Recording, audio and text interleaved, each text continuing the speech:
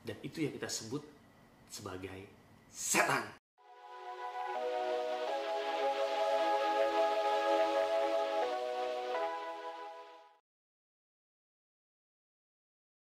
Halo, kita ketemu lagi dalam Cerita Mogan. Kali ini kita akan membahas dalam pembahasan yang sangat menarik, yaitu tentang hierarki setan versus hierarki malaikat. Apakah ada hierarki dalam golongan setan dan hierarki dalam golongan malaikat? Kita akan lihat. Santo Thomas Aquinas dalam buku Summa Theologiae mengatakan bahwa kehidupan para setan mengenal yang namanya hierarki. Dan tentunya penguasaan atas satu dengan yang lainnya. Dan bagaimana mereka sebagai setan saling berhubungan. Mereka sebagai setan saling berhubungan serta relasinya dengan malaikat yang baik. Bagaimana itu dapat berarti?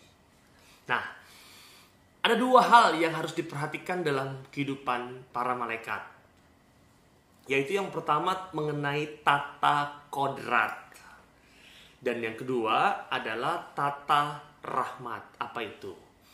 Tata kodrat mengatakan mereka sebagai malaikat dan roh murni dengan segala kemampuan yang ada pada mereka ketika mereka diciptakan. Artinya sebagai malaikat dan roh murni dengan segala yang ada pada mereka ketika diciptakan. Itu tata kodrat. Sedangkan tata rahmat, karena mereka semua malaikat diciptakan Tuhan dalam keadaan berrahmat. Karena semua malaikat diciptakan Tuhan dalam keadaan berrahmat. Nah, dalam perjalanannya, kita tahu bahwa dari segi tata rahmat, terdapat golongan yang tidak sempurna.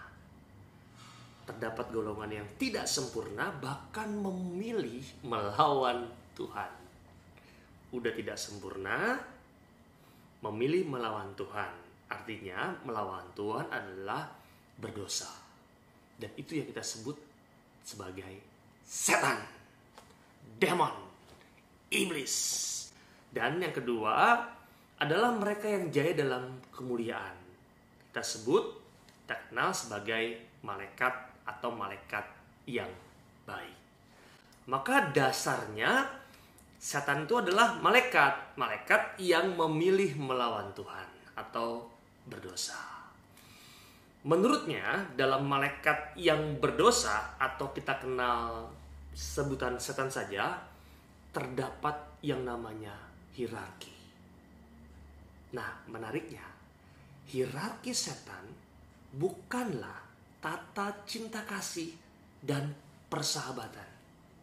Dalam hierarki setan bukanlah tata cinta kasih dan persahabatan. Tetapi dalam hierarki setan, di dalamnya ada penguasaan atau dominasi. Dan mereka bergabung dan taat satu sama lain dalam kejahatan. Itu hierarki setan. Nah, mereka yang taat kepada setan yang lebih kuat, mereka akan taat kepada setan yang lebih kuat atau pemimpin mereka yang terkuat. Dan menariknya, dikatakan oleh Thomas Aquinas, mereka setan yang paling tinggi tingkatannya dalam hierarki setan adalah yang paling tidak bahagia. Mereka yang paling tinggi tingkatannya dalam hierarki setan adalah yang paling tidak bahagia. Hal ini berbeda dengan hierarki malaikat yang baik. Malaikat yang baik, bukan malaikat yang berbelok. Dalam hierarki malaikat yang baik, mereka yang paling tinggi tingkatannya adalah mereka yang dekat dengan kemuliaan Tuhan dan berbahagia. Berbanding kebalik, tinggi dalam hierarki setan adalah orang-orang yang paling tidak bahagia, sedangkan dalam hierarki malaikat, mereka yang tingkatannya tinggi adalah mereka yang dekat dengan kemuliaan Tuhan dan intinya adalah berbahagia. Enak ya? Nah, setan berbeda dengan malaikat.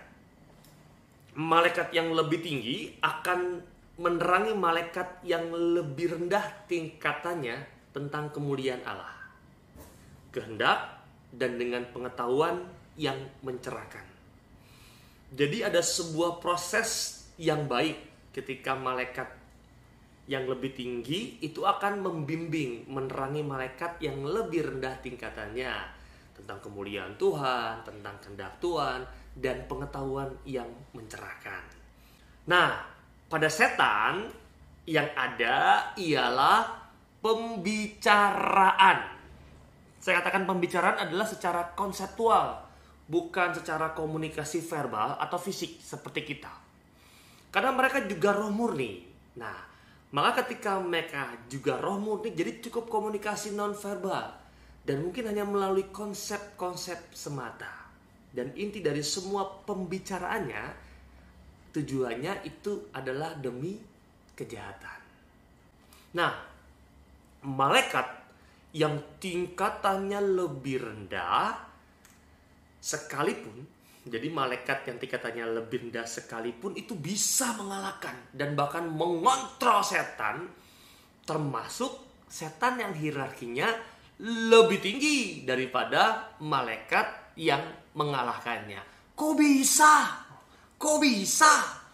Malaikat yang lebih rendah tingkatannya mengalahkan setan yang hierarkinya lebih tinggi. Kok bisa? Jawabannya adalah karena malaikat yang baik itu bertindak atas nama Tuhan dan dalam kuasa Tuhan.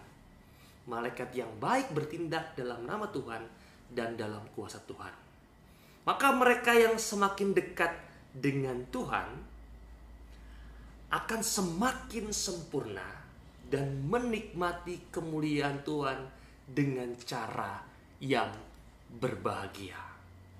Maka catatannya adalah Tuhan memberikan mereka pengetahuan yang mulia dan atas kuasa Tuhan sesuai dengan tingkatan atau kita kenal hierarki malaikat masing-masing. Bahkan untuk mengalahkan setan yang paling tinggi sekalipun tingkatannya. Maka yang terpenting adalah ada kuasa Tuhan. Mereka menjalankan tugasnya atas dan dalam kuasa Tuhan. Dan disinilah kita melihat bahwa setan pada akhirnya adalah kesia-siaan. Karena berbuat dosa yang sebenarnya membuat tidak bahagia. Berbuat dosa tidak berbahagia. Bahagia di awalnya. Tetapi sebenarnya secara lebih dalam dosa tidak membuat kebahagiaan. Nah, kemampuan kodrati malaikat yang rendah tingkatannya mampu mengalahkan setan yang kuat karena tadi berpaut pada Tuhan dan memakai kuasa Tuhan.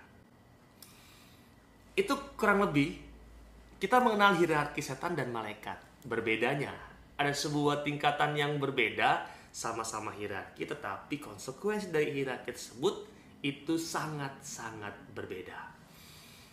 Segitu kurang lebih cuplikan dan cerita Mogan tentang hierarki setan dan malaikat. Kita akan ketemu lagi dalam cerita Mogan yang selanjutnya. Salam, saya Romo Gandhi.